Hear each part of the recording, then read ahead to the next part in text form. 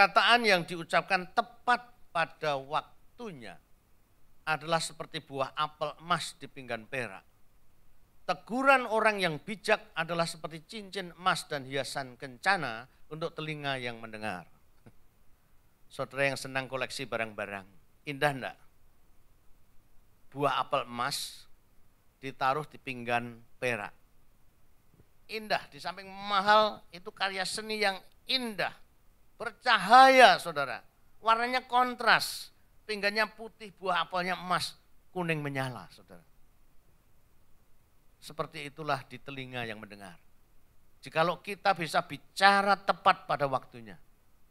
Jadi jangan mengambil keputusan yang penting sementara suami baru pulang dari kantor. Dan di kantor ada banyak masalah tadi. Begitu datang istri sudah minta ini, minta itu dan sebagainya. Marah muntap suami. Timingnya enggak pas. Kasih minum dulu, bawakan tasnya, rapikan sepatunya, rapikan dasinya, kasih es jeruk.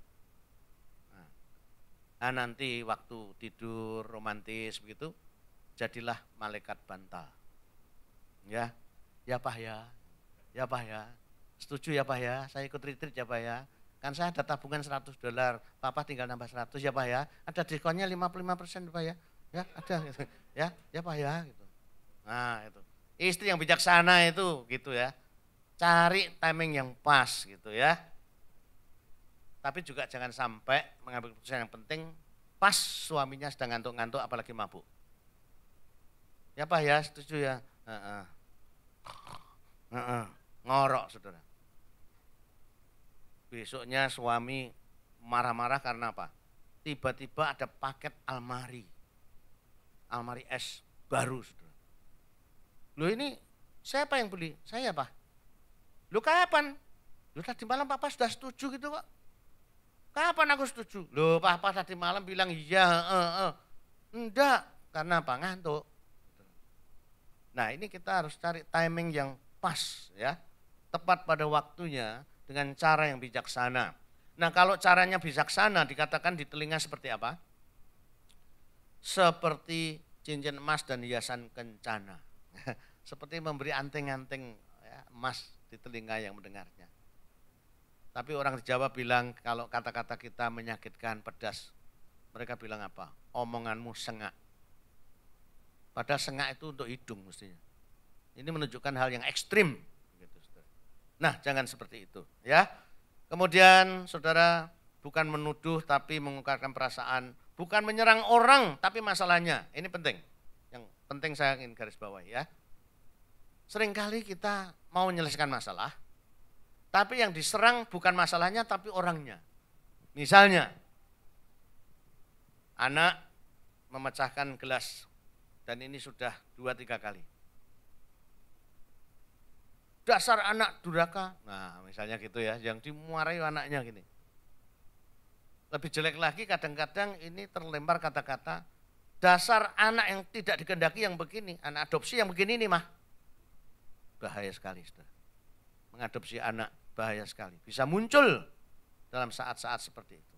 Itu berarti apa yang diserang bukan masalahnya piring pecah, gelas pecah, tapi anaknya. Istrinya, dasar kamu keturunan papamu yang kayak gitu ya, kamu gini jadinya. Gitu. Jadi yang diserang itu malah nenek moyangnya sekalian gitu.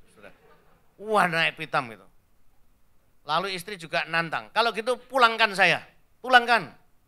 Gitu. Saudara terjadi keributan cerai, saudara ya. Nah ini yang diserang bukan masalahnya. Seharusnya kalau ada masalah suami istri harus menjadi tim untuk menyelesaikan masalah ini. Itu cara yang paling baik, saudara ya. Segera selesaikan masalah. Efesus 4 pun mengajar kepada kita, jangan menyimpan kemarahan menjadi dendam. Dikatakan itu memberi kesempatan kepada iblis. Kalau orang sudah sampai dendam emosional, meningkat kepada taraf kilaf. Kalau orang sampai kilaf saudara, dia bisa melakukan hal-hal yang di luar perikemanusiaan. Saya kalau lihat acara apa itu serbu atau apa itu polisi itu ya, sergap dan sebagainya, seringkali ada suami yang membunuh istrinya. Ada ayah yang membunuh anaknya sendiri. Setelah ditanya, polisi, mengapa kamu sampai tega lakukan ini? Jawabnya apa? Kilaf. Tahu saudara kata kilaf? Maaf Pak polisi, saya kilaf. Ada anak yang menangis terus saudara. Lalu ayahnya itu karena jengkel kilaf ngambil teko teh itu dari plastik itu. Dimasukkan kepala anaknya. Dia tidak mikir, anaknya tidak bisa ngelepas. Mati tidak senafas. Waktu tanya polisi, mengapa kamu sampai lakukan itu? Kilaf Pak. Ada kakak beradik.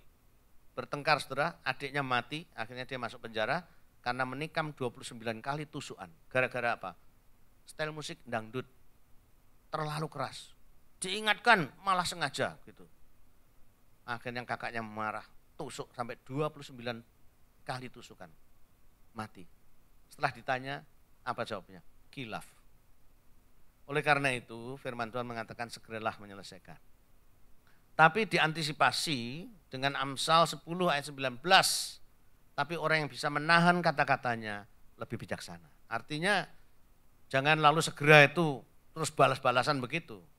Tapi ibarat kita tidak pakai matic tapi masih pakai kopling ya. Sebelum oversnelling kopling dulu dong ya. Jadi ada tenggang rasa dulu begitu ya. Nah, supaya akar pahit tidak muncul. Ibrani 12 ayat 15. Akar pahit ini kalau muncul berbahaya sekali. Dan mengapa dilambangkan akar? Akar itu pertama tidak nampak. Ya, kalau pohon akar itu tidak nampak. Tapi justru yang tidak nampak itu yang sangat menentukan yang nampak. Kira-kira ngerti maksud saya ya? Misalnya orang sakit hati, orang iri ya, orang benci, itu kan tidak kelihatan gitu. Tapi yang tidak kelihatan ini bisa berbahaya. Saudara. Iman tidak kelihatan, kasih tidak kelihatan. Tapi sangat menentukan. Akar tidak kelihatan. Yang kedua, akar ini hidup.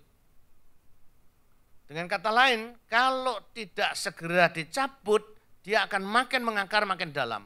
Dan makin sulit mengatasinya. Nah, apa yang dimaksud akar pahit di sini adalah dendam, kebencian dan sebagainya. Kita baca ayat 15. Jagalah supaya jangan ada seorang pun menjauhkan diri dari kasih karunia Allah, agar jangan tumbuh akar yang pahit yang menimbulkan apa? Kerusuhan, polusi, dan yang mencemarkan banyak orang. Kalau saudara mempunyai akar pahit, kerja tidak produktif. Banyak orang tercemarkan gara-gara Anda. Di kantor, di rumah tangga. Ya. Nah ini, jadi segera selesaikan, segera cabut sebelum akar itu makin dalam.